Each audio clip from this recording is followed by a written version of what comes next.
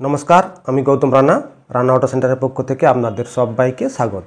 BS6 ট্রেনিংয়ের যে video series চলছে তাতে আগের পর্বে আপনারা BS6 ইন্ট্রোডাকশনের প্রথম পার্ট দেখেছেন। আজকে দ্বিতীয় পার্টে আমরা জানবো BS6 FI সিস্টেম কীভাবে কাজ করে।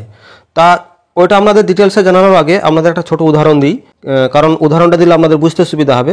উদাহরণটা আমরা কিন্তু আমাদের মানব শরীরকে নিয়েই দেবো, কারণ আমাদের মানব শরীরের সঙ্গে আমাদের FI সিস্টেম বা যে কোনো গাড়ির যে সিস্টেমটা আছে প্রায় হুবহু মিল থাকে। তা সেই জন্য আপনাদের মানব শরীর সম্বন্ধে উদাহরণ দিচ্ছি, তাহলে আপনাদের পরে বুঝতে সুবিধা হবে। তো দেখুন, আমাদের শরীরের মধ্যে কি আছে।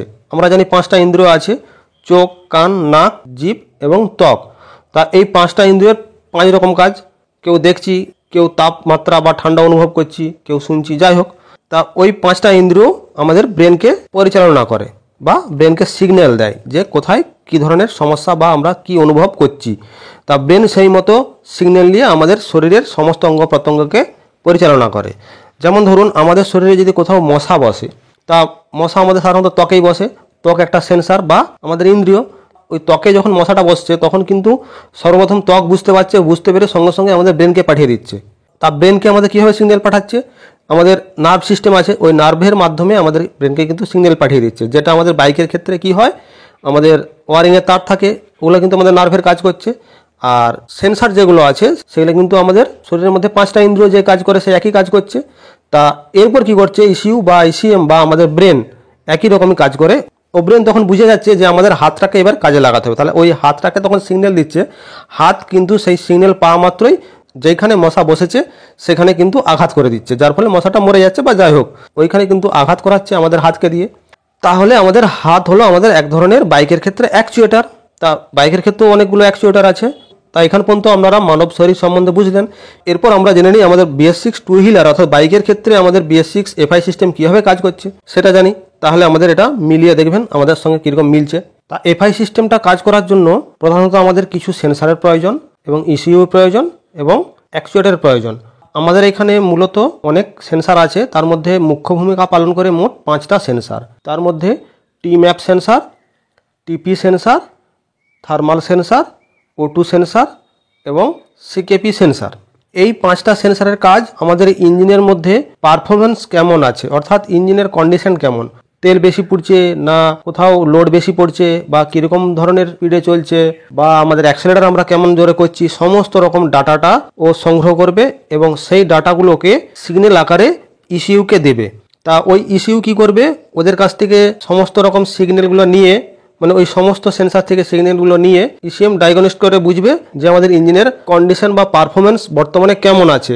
সেই মতো করে পারফরমেন্স যদি খারাপ থাকে তা সেটাকে ঠিক করার জন্য কি করতে হবে না করতে হবে সমস্ত কিছুই ও বুঝে নেবে আগে।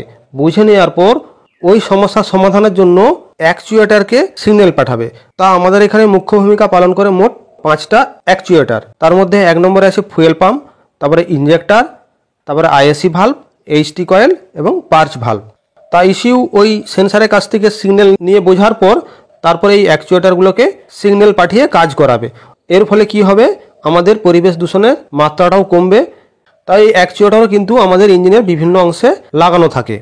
একটা কথা মনে রাখবেন, যে সমস্ত ইলেকট্রিক কম্পোনেন্ট ECUকে সিগন্যাল পাঠায়, অর্থাৎ ইঞ্জিনের কন্ডিশন কেমন আছে সেটা জানিয়ে ECUকে সিগন্যাল পাঠায়, তাদেরকে আমরা সেন্সার বলবো। এবং ওই সেন্সারের কাছ থেকে সিগন্যাল নেওয়ার পর ECU যাদেরকে দিয়ে কাজ করায় তাদেরকে আমরা অ্যাকচুয়েটার বলবো। তা আমরা একটু প্রাথমিকভাবে জেনে নিই কোন সেন্সার বা কোন অ্যাকচুয়েটারের কী কাজ। তা এখানে TMAP সেন্সার টোটাল বডির মধ্যে এয়ারের তাপমাত্রা কতটা আছে এবং এয়ারের প্রেসার কতটা আছে সেইটা মেপে ECUকে জানাবে। তা ECU সেই মতো করে বুঝে নেবে। ওটা বোঝার পর কতটা পরিমাণে আমাদের ফুয়েল সাপ্লাই করতে হবে সেই মতো করে ইনজেক্টরকে পরিচালনা করবে। TP সেন্সার কি কাজ করে, আমরা কতটা অ্যাক্সিলারেটর বাড়াচ্ছি বা কমাচ্ছি সেইটা TP সেন্সার সেন্স করে ECUকে জানাবে। ECU তখন ইনজেক্টরকে সিগন্যাল দিয়ে কাজ করাবে। ইনজেক্টর সেই মতো করে ফুয়েলটাকে স্প্রে করবে। যখন আমরা অ্যাক্সিলারেটর ফুল মুড়ে থাকবো বা বেশি করে মুড়ে রাখবো, মানে আমাদের থ্রোটলটাকে বেশি খুলে রাখবো, তখন ইনজেক্টরের মাধ্যমে অধিক পরিমাণে পেট্রোল স্প্রে হবে। এবং যখন আমরা থ্রোটলটাকে কমিয়ে দেবো তখন কিন্তু ইনজেক্টরের মাধ্যমে ফুয়েলের স্প্রেটা কম হবে।